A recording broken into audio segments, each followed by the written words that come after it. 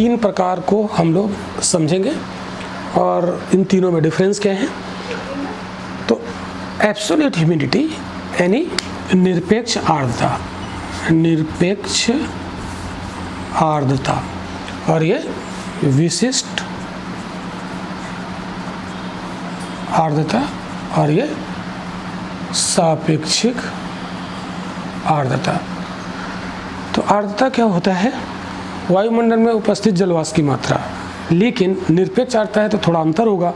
तो इसकी जो यूनिट होती है, इसकी जो इकाई होती है, इसको जो मापते हैं एब्सोल्यूट ह्यूमिडिटी को, वो ग्राम प्रति घन मीटर में मापते हैं। और इसको जब मेजर किया जाता है ग्राम प्रति किलोग्राम में मापा जाता है, और रिलेटिव ह्यूमिडिटी को परसेंट में देखा जाता है। तो देखिए इसकी डेफिनेशन यहीं से निकल आएगी। ये प्रति घन मीटर क्या है? वायुमंडल। तो वायुमंडल के प्रति घन मीटर में या वायुमंडल के प्रति इकाई आयतन में, घन मीटर क्या होता है? आयतन। तो वायुमंडल के प्रति इकाई आयतन में, वायुमंडल के प्रति इकाई आयतन में उपस्थित जलवाष्प की मात्रा ग्राम में, वो कहलाएगी एब्सोल्यूट ह्यूमिडिटी। इसी प्रकार स्पेसिफिक ह्यूमिडिटी क्या होगा? वायुमंडल के प्रति इकाई भार में उपस्थित जलवाष्प की मात्रा ग्राम में। ठीक है, अब इसको भी हम लोग देखेंगे। पहले इन दो के डिफरेंस को समझिए। तो ये वायुमंडल के इकाई आयतन में उपस्थित जलवाष्प की मात्रा ग्राम में, और ये वायुमंडल के प्रति भार में, प्रति इकाई भार में उपस्थित जलवाष्प की मात्रा। तो उपस्थित जलवाष्प की मात्रा दोनों जगह है, ये प्रति इकाई आयतन में है और ये प्रति इकाई भार में है। ठीक है, अब दोनों में थोड़ा सा डिफरेंस आप समझो कि अगर हम टेम्परेचर चेंज करें, मान लीजिए वायुमंडल का तापमान बदलता है या इसका वायु दाब बदलता है, तो तापमान जब बढ़ेगा तो वायुमंडल की गैसें गर्म होंगी और वो फैलेंगी तो आयतन परिवर्तित हो जाएगा। जब आयतन परिवर्तित हो जाएगा तो एब्सोल्यूट ह्यूमिडिटी भी परिवर्तित हो जाएगी। जब वायुदाब परिवर्तित होगा तो भी आयतन बदल जाएगा, तो एब्सोल्यूट ह्यूमिडिटी भी बदल जाएगी। लेकिन तापमान और वायुदाब का फर्क इस पे नहीं पड़ेगा, इसके भार पर नहीं पड़ेगा। इसलिए तापमान बदले या वायुदाब बदले, स्पेसिफिक ह्यूमिडिटी चेंज नहीं होगी। ये चेंज नहीं होगी मतलब ताप और दाब का फर्क स्पेसिफिक ह्यूमिडिटी पर नहीं पड़ेगा। इसलिए यही वजह है कि स्पेसिफिक ह्यूमिडिटी जलवायु के निर्धारण में ज़्यादा महत्वपूर्ण होती है। अगर आपसे पूछा जाए कि कौन सी ह्यूमिडिटी जलवायु के निर्धारण में महत्वपूर्ण भूमिका निभाती है, कौन महत्वपूर्ण होती है, तो स्पेसिफिक ह्यूमिडिटी। क्यों? क्योंकि स्पेसिफिक ह्यूमिडिटी चेंज नहीं होती है टेम्परेचर और वायु दाब के बदलने से। ठीक है, इतनी बात आपको क्लियर हो गई होगी। अब हम बात करेंगे रिलेटिव ह्यूमिडिटी। फिर कहेंगे भाई इसका क्या योगदान है, इसको क्यों पढ़ेंगे? तो इसका योगदान अभी हम आपको बता रहे हैं कि ये कौन सी चीज़ को बताता है। तो आप देखिएगा रिलेटिव ह्यूमिडिटी का एक फार्मूला होता है। Relative humidity is equal to absolute humidity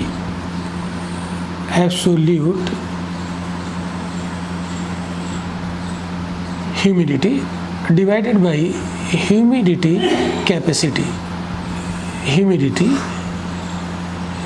capacity. और चूंकि इसको परसेंटेज में देखते हैं तो मल्टीप्लाइड बाई 100, तो ये होता है। अब आप देखिएगा एब्सोल्यूट ह्यूमिडिटी का मतलब क्या है? वायुमंडल के प्रति इकाई आयतन में उपस्थित जलवाष्प की मात्रा, लेकिन ये एक फिक्स टेम्परेचर पर होगी, कोई एक टेम्परेचर निश्चित होगा। तो हम यहाँ पर कह सकते हैं एक निश्चित तापमान पर, एक नियत तापमान पर वायुमंडल के प्रति इकाई आयतन में उपस्थित जलवाष्प की मात्रा डिवाइडेड बाई उसी तापमान पर जिस तापमान पर एब्सोल्यूट ह्यूमिडिटी, उसी तापमान पर ह्यूमिडिटी कैपेसिटी। क्योंकि अगर ह्यूमिडिटी कैपेसिटी का तापमान चेंज होगा तो ये बदल जाएगी ना। तो इस फार्मूले में ध्यान रखिएगा, एब्सोल्यूट ह्यूमिडिटी जिस टेम्परेचर पर लेते हैं उसी टेम्परेचर पर ह्यूमिडिटी कैपेसिटी को रखते हैं और मल्टीप्लाई करते हैं 100 से, तो ये बन जाती है रिलेटिव ह्यूमिडिटी। अब आप यहाँ पर देखो, इसको हम थोड़ा सा ब्रेक कर दें, तोड़ दें अगर रिलेटिव ह्यूमिडिटी को। चलिए इसको मैं पहले रब कर देता हूँ, थोड़ी सी जगह बना लेता हूँ, फिर मैं आपको यहाँ पर क्लियर करता हूँ। रिलेटिव ह्यूमिडिटी को हम कुछ दूसरे ढंग से लिख सकते हैं। Relative humidity is equal to क्या है, एब्सोल्यूट ह्यूमिडिटी। और एब्सोल्यूट ह्यूमिडिटी का मतलब क्या होता है, एक निश्चित तापमान पर इकाई आयतन में, वायुमंडल के इकाई आयतन में उपस्थित जल वाष्प, water vapour present in unit volume of atmosphere at a fix temperature. और उसी वायु में, उसी तापमान पर, उसी वायु में उसी तापमान पर ह्यूमिडिटी कैपेसिटी यानी आर्द्रता सामर्थ्य और इनटू 100 ये हो गया। अब आप ध्यान दीजिएगा कि रिलेटिव ह्यूमिडिटी और एब्सोल्यूट ह्यूमिडिटी और ह्यूमिडिटी कैपेसिटी में संबंध कैसा है। तो रिलेटिव ह्यूमिडिटी के साथ ये प्रोपोर्शनल संबंध है और रिलेटिव ह्यूमिडिटी का ह्यूमिडिटी कैपेसिटी के साथ इनवर्स रिलेशन है, उल्टा संबंध है। ठीक है, अब आप ध्यान दीजिएगा कि कोई वायु सैचुरेट कब होगी ये आप समझेंगे।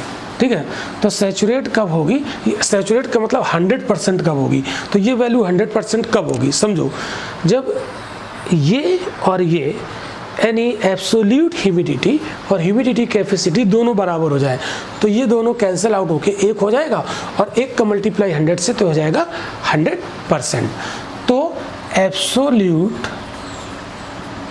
ह्यूमिडिटी बराबर ह्यूमिडिटी कैपेसिटी, जब ये हो जाएगा तो ये ऑटोमेटिक 100% हो जाएगी।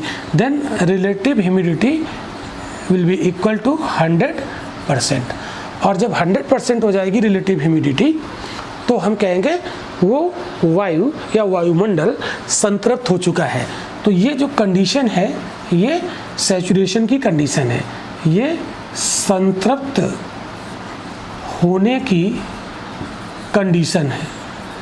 तो कंडीशन फॉर सैचुरेशन, तो सैचुरेशन कंडीशन क्या होती है, एब्सोल्यूट ह्यूमिडिटी और ह्यूमिडिटी कैपेसिटी बराबर हो जाए या रिलेटिव ह्यूमिडिटी 100% हो जाए, तो वो संतृप्त की कंडीशन है। और ये एक निश्चित तापमान पर हुआ होगा, तो जिस तापमान पर ये सैचुरेट हुई होगी, यानी जिस तापमान पर रिलेटिव ह्यूमिडिटी 100% होगी, वो तापमान क्या कहलाएगा, ड्यू पॉइंट। तो ड्यू पॉइंट हम आपको पहले भी क्लियर कर चुके हैं, ड्यू पॉइंट को आप दूसरे तरीके से भी समझ सकते हो, है ना।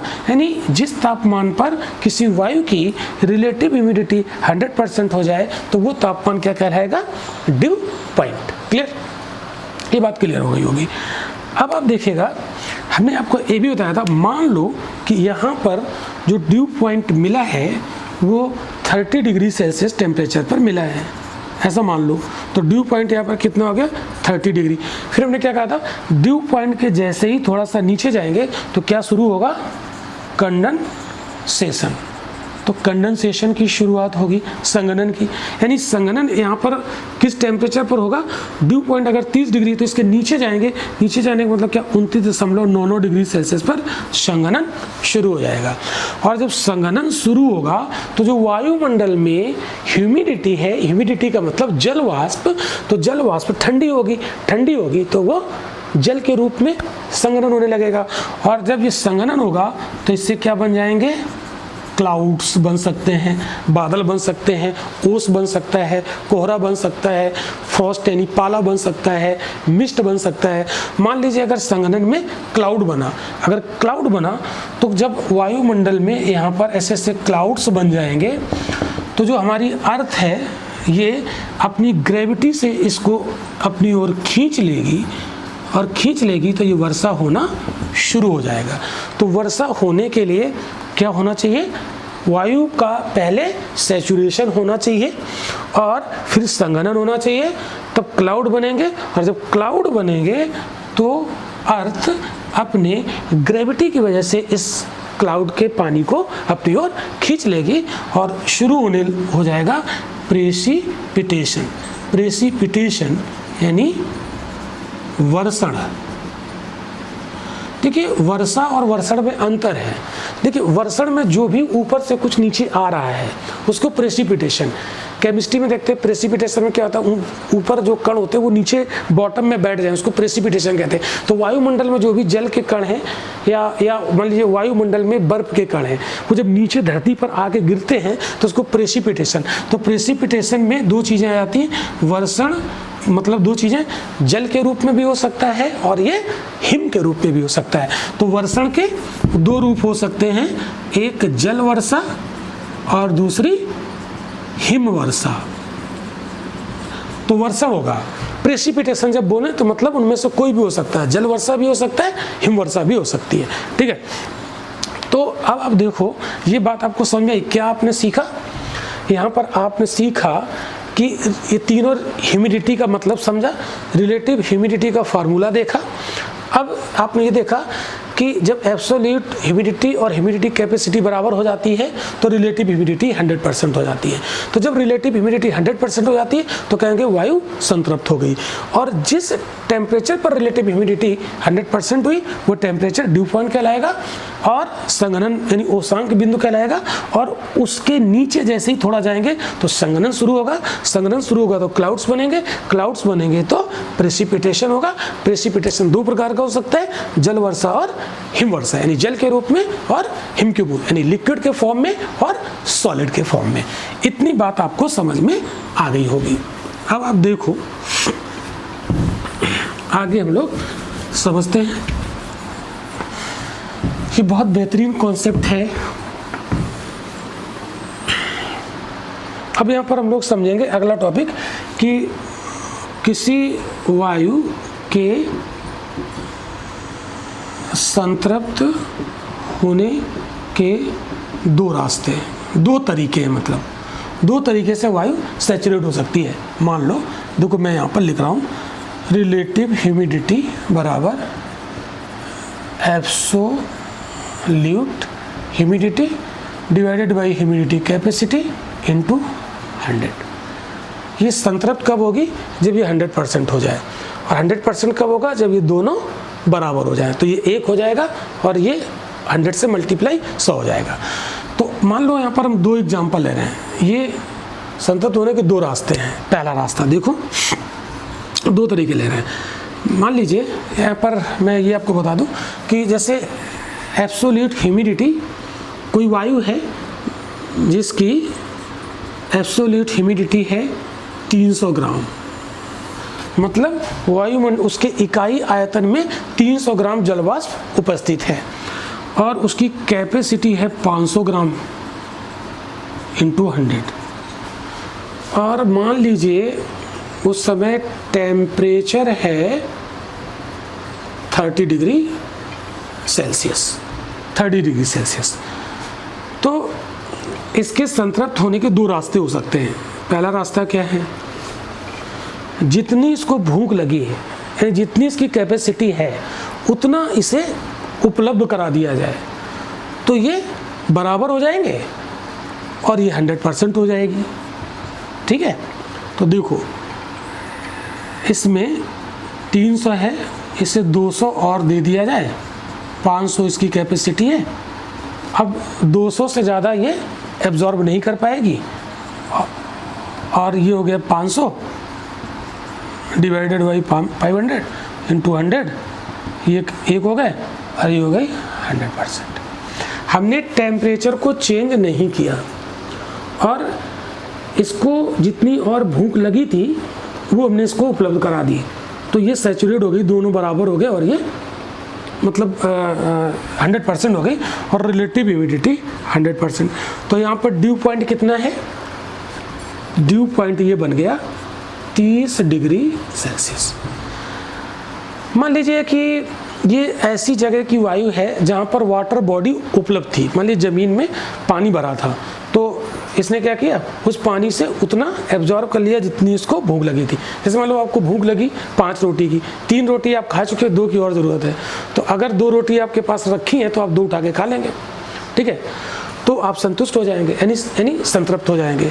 लेकिन मान लीजिए आप ऐसी जगह हैं जहाँ पर रोटी ही नहीं है, तब क्या करेंगे, तब कहेंगे अपनी भूख को मार लो, यानी उसकी कैपेसिटी को कम कर दो, ठीक है। तो दूसरा तरीका इसका वही है, देखिए रिलेटिव ह्यूमिडिटी बराबर, ये था 300, ये था 500 इंटू 100।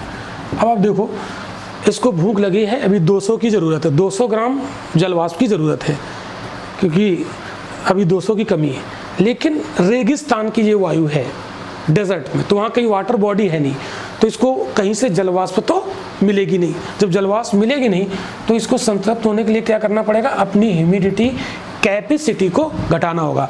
तो ये इसको क्या करे, घटा के इसको कितना घटा दे, 200 घटा देगा तो ये 300 हो जाएगा, ये कैंसिल हो जाएगा और ये भी 100%।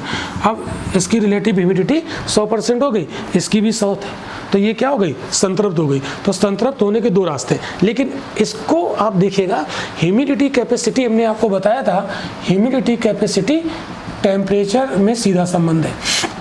अगर टेम्परेचर बढ़ेगा तो ह्यूमिडिटी कैपेसिटी बढ़ेगी, टेम्परेचर घटेगा तो ह्यूमिडिटी कैपेसिटी घटेगी। तो हमें यहाँ पर क्या करना था, ह्यूमिडिटी कैपेसिटी को घटाना था। तो घटाने के लिए क्या करना पड़ेगा, टेम्परेचर को कम करेंगे तो ह्यूमिडिटी कैपेसिटी भी कम हो जाएगी। तो टेम्परेचर था कितना वायु का, 30 डिग्री सेल्सियस, तो इसने घटाना शुरू किया, यानी 30, यहाँ पर हमने एग्जाम्पल में कितना लिया था, 30 डिग्री सेल्सियस टेम्परेचर लिया था। तो टेम्परेचर यहाँ पर था 30 डिग्री सेल्सियस, तो इसको क्या करेंगे, घटाएंगे। तो घटा के 29 किया तो ये कम हुई, फिर घटा के 28 किया, ये और कम हुई, घटा के 27 किया, 27 डिग्री सेल्सियस पर आके ये 500 से घट के 300 हो गई, कितने पर, 27 डिग्री सेल्सियस पर। जैसे ही ये 500 से 300 होगी 27 डिग्री सेल्सियस पर, तो ये बराबर होंगे और ये 100 हो जाएगी।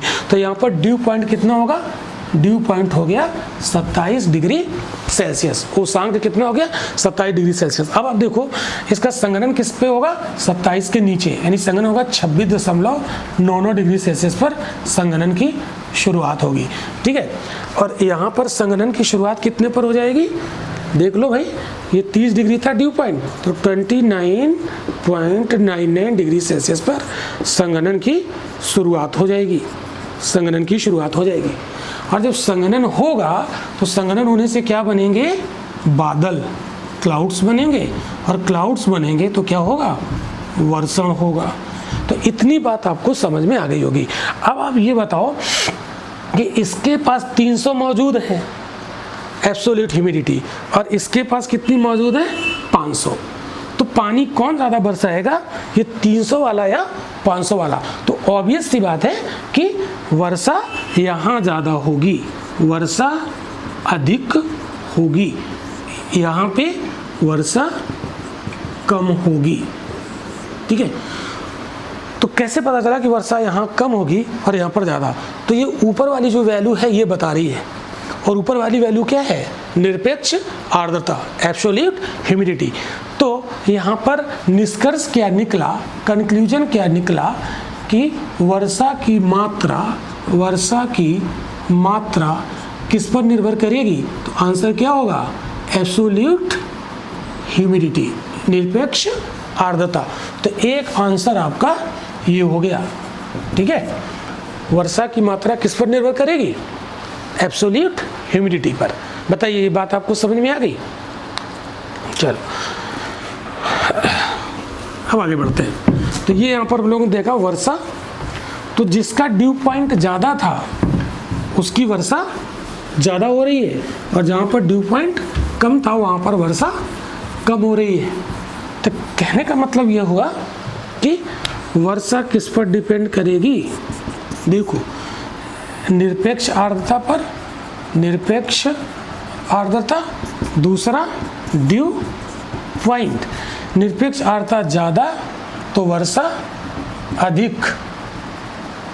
तो अब आप देखिए संबंध क्या हो गया, वर्षा डायरेक्टली प्रोपोर्शनल किसके हो गया, एब्सोल्यूट ह्यूमिडिटी। ये आप याद कर लीजिए, अगर एब्सोल्यूट ह्यूमिडिटी ज़्यादा है तो वर्षा ज़्यादा हो। तो अभी हम लोगों ने ह्यूमिडिटी के बारे में पूरा समझा, ह्यूमिडिटी के प्रकार और ह्यूमिडिटी का डिफरेंस थे, वो सारी चीज़ें अभी हम लोगों ने देख लिया। ह्यूमिडिटी से वर्षा कैसे होती है। एक चीज़ यहाँ पर जल्दी से आप लोग देख लो, रिलेटिव ह्यूमिडिटी और absolute humidity divided by humidity capacity into 100। अब देखिए ये जो ह्यूमिडिटी कैपेसिटी है ये टेम्परेचर पर डिपेंड करती है, सीधा रिलेशन होता है। तो टेम्परेचर अगर ज़्यादा है तो ह्यूमिडिटी कैपेसिटी ज़्यादा होगी। अब ध्यान दीजिएगा इन दोनों में रिलेटिव ह्यूमिडिटी का क्या रिलेशन है, ये रेसिप्रोकल है, इन्वर्स रिलेशन है। इसका टेम्परेचर ज़्यादा होगा तो ह्यूमिडिटी रिलेटिव ह्यूमिडिटी कम होगी और टेम्परेचर कम होगा तो रिलेटिव ह्यूमिडिटी ज़्यादा होगी। तो आप देखो गर्मियों में टेम्परेचर ज़्यादा है तो गर्मियों में रिलेटिव ह्यूमिडिटी ज़्यादा होती है, गर्मियों में रिलेटिव ह्यूमिडिटी कम होती है। अगर गर्मियों में टेम्परेचर ज़्यादा है तो रिलेटिव ह्यूमिडिटी क्या हो जाएगी, कम हो जाएगी, ठीक है। और सर्दियों में टेम्परेचर कम होता है तो रिलेटिव ह्यूमिडिटी ज़्यादा हो जाएगी। तो जब टेम्परेचर कम होगा, है ना, रिलेटिव ह्यूमिडिटी और टेम्परेचर में संबंध कैसा हो जाएगा, इन्वर्स हो जाएगा, ठीक है।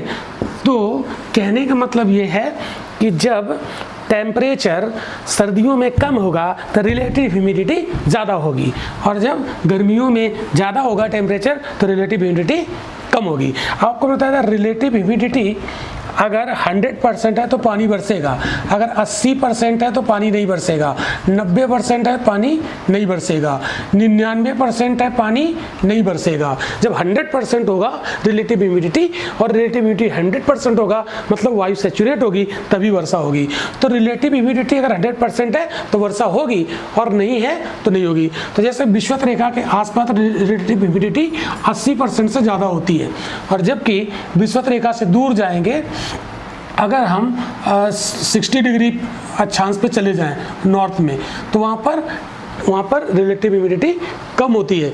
इसीलिए यहाँ पर 20 लेने के लिए और यहाँ पर मान लीजिए 40% है तो यहाँ पर वर्षा होने के लिए 60% चाहिए और यहाँ वर्षा होने के लिए 20% चाहिए। तो 60% देर में मिलेगी, 20% जल्दी मिल जाएगी।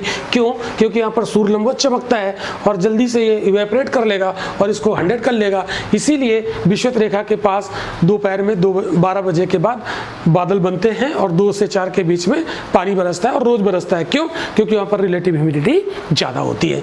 तो रिलेटिव ह्यूमिडिटी से क्या पता चलता है, वर्षा की बारंबारता, है ना। अगर ये जल्दी जल्दी 100 हो रही तो जल्दी जल्दी पानी बरसेगा और अगर जल्दी से 100 नहीं हो रही तो पानी देर में बरसेगा। लेकिन पानी कितना बरसेगा वो डिपेंड करेगा किस पर, एब्सोल्यूट ह्यूमिडिटी पर। ये आप ध्यान रखिएगा। चलिए, तो ह्यूमिडिटी का कॉन्सेप्ट आप लोगों ने सीख लिया। अब हम लोग संघनन समझते हैं। तो संघनन की डेफिनीशन हमने आपको थोड़ी देर पहले बता दी थी, कंडेंसेशन। कंडेंसेशन में क्या होता है, जो जल की गैसीय अवस्था होती है, गैसीय अवस्था, ये किस में चेंज हो जाती है, द्रव या ठोस में। तो इसे कहते हैं संघनन की क्रिया। तो अब आप देखिएगा, change in gaseous state of vapour into liquid और solid is known as condensation, ठीक है। और कंडेंसेशन क्या होता है, it is a physical change. ये क्या होता है, केमिस्ट्री में लोग पढ़ते हैं फिजिकल चेंज। ये फिजिकल चेंज का एग्जाम्पल होता है। अब कंडेंसेशन 2 बातों पर निर्भर करता है। क्या क्या हमने बताया था, कंडेंसेशन होने के लिए तापमान में क्या होना चाहिए, गिरावट, और वायुमंडल में जलवाष्प होना जरूरी है, क्योंकि संघनन किसका होता है? गैसीय अवस्था का। गैसीय अवस्था मतलब वाष्प का। तो संघनन के लिए दो चीज़ें जरूरी, तापमान गिरता हुआ होना चाहिए और जलवाष्प उपस्थित होना चाहिए। ठीक है, अब यहाँ पर संघनन के केंद्र समझो जल्दी से कि संघनन कहाँ पर होता है। तो संघनन के केंद्र, संघनन के केंद्र condensation nuclei, condensation nuclei, condensation nuclei. ये कंडेंसेशन न्यूक्लियाई क्या होता है? डस्ट, स्मोक्स एंड साल्ट के पार्टिकल्स, ये कंडेंसेशन न्यूक्लियाई होते हैं। होता क्या है? वायुमंडल में ये जैसे डस्ट पार्टिकल है, तो इसके आसपास टेम्परेचर कम होता है, टेम्परेचर कम होता है, जिसकी वजह से इसके आसपास संघनन हो जाता है, जलवाष्प इसके आसपास संघनित हो जाती है। ठीक है, तो इसके इर्द गिर्द संघनन होने लगता है, तो इसको कंडेंसेशन न्यूक्लियाई या हाइड्रोस्कोपिक न्यूक्लियस भी कहते हैं, आर्द्रताग्राही नाभिक। अब हम यहाँ पर संघनन के रूप, अब संघनन के कई रूप हो सकते हैं, जैसे ओस, ओस को हम ड्यू कहते हैं, पाला, पाला या तुषार, इसको इंग्लिश में फ्रोस्ट कहते हैं, फ्रोस्ट। बादल, कोहरा, कोहरा यानी फॉग, क्लाउड्स। कुहासा, इसको धुंध भी कहते हैं, धुंध, इसको इंग्लिश में मिस्ट बोला जाता है। अब आप देखिए संघनन, मैंने बताया कि टेम्परेचर नीचे आना चाहिए तब संघनन होगा। तो टेम्परेचर हो सकता है कभी कभी इतना नीचे आ जाए कि वो फ्रीजिंग पॉइंट के नीचे आ जाए, below freezing point, freezing point तक आ जाए। तो होगा क्या, फ्रीजिंग पॉइंट तक जब टेम्परेचर गिर जाएगा तो जो वेपर होगा वो सीधे लिक्विड में ना चेंज होकर सीधे सॉलिड में चेंज हो जाएगा, सॉलिड। और सॉलिड यानी ये होंगे हिम कण। अब ये जो हिम कण होंगे, यही हिम कण कहलाता है फ्रॉस्ट यानी पाला, यही हिम कण कहलाते हैं पाला। तो और जब संघनन फ्रीजिंग पॉइंट के ऊपर होता है, जब फ्रीजिंग पॉइंट के ऊपर होता है तो ये लिक्विड में चेंज हो जाता है, लिक्विड में चेंज हो जाता है, तो ओस बन जाती है। ठीक है, तो जो वाटर वेपर, जैसे गर्मियों सर्दियों में आप देखेंगे, सर्दियों में जब आप देखेंगे तो जब कोई पेड़ पौधे की पत्तियां होती हैं उसमें जल वाष्प के कण यहाँ पर इकट्ठा हो जाते हैं, उसको ओस कहते हैं। ये संघनन का रूप हुआ। ठीक है, अब इसमें बादल में एक बादल भी दो प्रकार के होंगे, कुछ ऐसे बादल होंगे जो हिमकण के रूप में होंगे और कुछ जल के रूप में होंगे। तो जो हिमकण के रूप में बादल होंगे उसको पक्षाभ बादल कहते हैं। आगे हम लोग क्लाउड वाले चैप्टर में पढ़ेंगे पक्षाभ यानी सिरस, सिरस क्लाउड। तो सिरस क्लाउड जो होते हैं सबसे अधिक ऊंचाई पर बनने वाले बादल हैं, और ऊंचाई पर जब ये बादल बनते हैं ये हिमकण के रूप में होते हैं। कैसे होते हैं? हिमकण के रूप में। और ये आकाश में सिल्क के रूप में रेशम की तरह कोमल, सॉफ्ट, रेशम की तरह कोमल और स्कैटर्ड यानी छितराए हुए, फैले हुए होते हैं। ठीक है, और इन बादलों से वर्षा नहीं होती, वर्षा नहीं होती। लेकिन हाँ, चक्रवात आने के पहले, साइक्लोन आने के पहले वायुमंडल में, आकाश में यही बादल बनते हैं। इसलिए पक्षाभ बादलों को चक्रवात का चक्रवात के आगमन का सूचक मानते हैं, चक्रवात के आगमन का सूचक मानते हैं इसको, सीरस क्लाउड को। तो जब कंडेंसेशन फ्रीजिंग पॉइंट के नीचे होता है, यानी जो हमारा फ्रीजिंग पॉइंट होता है जिसको हम हिमांक कहते हैं हिंदी में, तो या तो फ्रोस्ट बनेगा और या तो पक्षाप बादल बनेंगे। तो आपसे पक्षाप बादल के ये फीचर यहाँ पर लिख दिए हैं सीरस क्लाउड के। ये हिमकण के रूप में होता है क्योंकि इसमें संघनन फ्रीजिंग पॉइंट के नीचे हुआ है, और ये वर्षा नहीं कराते, ये सबसे ऊंचाई वाले बादल होते हैं, सबसे अधिक ऊंचाई पर ये होते हैं, और चक्रवात के आगमन के सूचक होते हैं। ठीक है, और ये कोहरा क्या है इसको समझो। तो ओस और पाला में क्या डिफरेंस है? जब ओस जम जाती है यानी फ्रीजिंग पॉइंट के नीचे चला जाता है तापमान, तो वो बनता है फ्रॉस्ट। फिर इसके बाद हम बात करते हैं यहाँ पर कोहरा की। यहाँ पर बात कर लेते हैं हम लोग कोहरा की। कोहरा यानी फॉग। ये जो हमारा वायुमंडल की जो पहली लेयर है जिसको हम क्षोभ मंडल कहते हैं, क्षोभ मंडल। और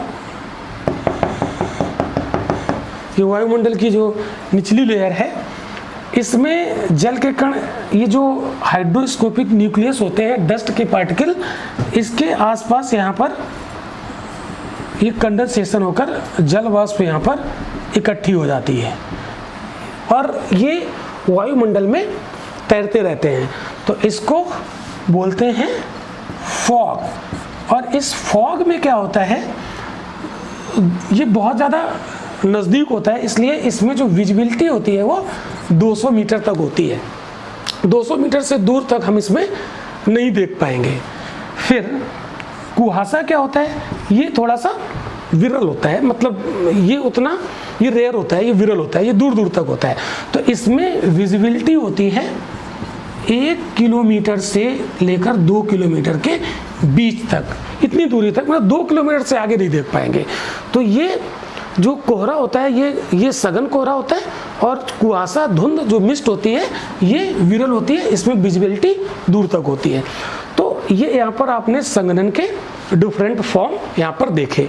तो जब पूछा जाए कि बादल, कोहरा, कुहासा ये सब किसका परिणाम है, ओस किसका परिणाम है, तो कंडेंसेशन का ये रिजल्ट है। अब तो इस तरीके से ये जो हमारा टॉपिक था इसमें हमने आज आपको कवर किया ह्यूमिडिटी और condensation.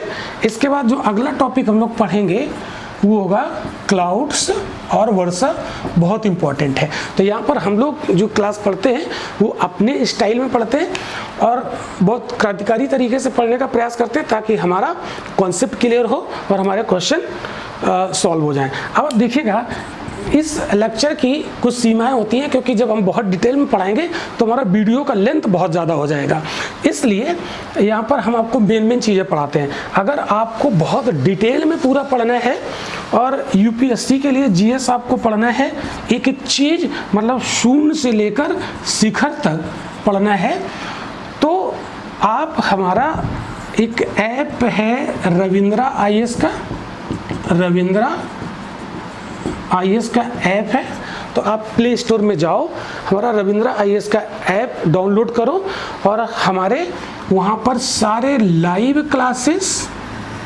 Plus recorded classes plus test series plus सारा स्टडी मटेरियल पीडीएफ फॉर्म में आपको मिलेंगे, और यहाँ पर हैवी फी डिस्काउंट आपको मिलेगा। बहुत नॉर्मल फीस में आपको पूरा जीएस पढ़ाया जाएगा सिस्टमेटिक तरीके पे ऐप पे। बाकी यूट्यूब पे तो हम लोग पढ़ ही रहे हैं जो चीज़ें हम लोग पढ़ रहे हैं। तो आप इस वीडियो को लाइक करो। अगर आप इसमें एक लेक्चर में अगर 30 लाइक हो जाते हैं, 30 सब्सक्राइब हो जाते हैं, तो हम आपको हर सप्ताह हर रोज़ हम आपको वीडियो लेक्चर देते रहेंगे। Thank you.